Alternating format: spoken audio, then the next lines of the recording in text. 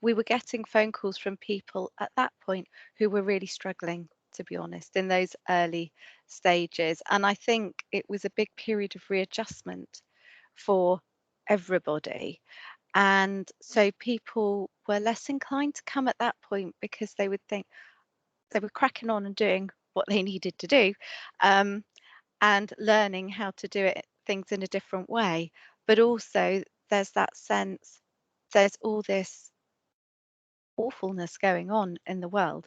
My problems aren't so important. I'll just carry on and deal with it. And actually, that was borne out within that mind research as well. People were less inclined to seek support because they feared that their concerns weren't as important as others or weren't as serious.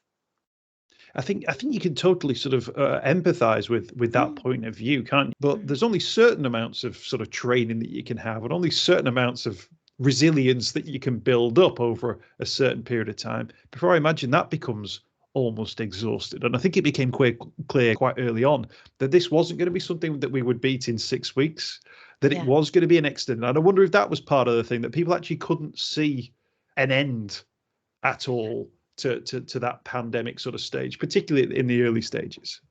I think it was also new, so people were very focused on um, the new challenges they were facing, both professionally and personally. So it almost becomes um, quite a small world in that sense because you're focusing on, well, is my family okay? Can I keep my family safe? How am I going to be at work? Can I perform my duties properly? There was a lot of areas to juggle at that point in time, I think, and no certainty about how things were going to progress. How is it going to be?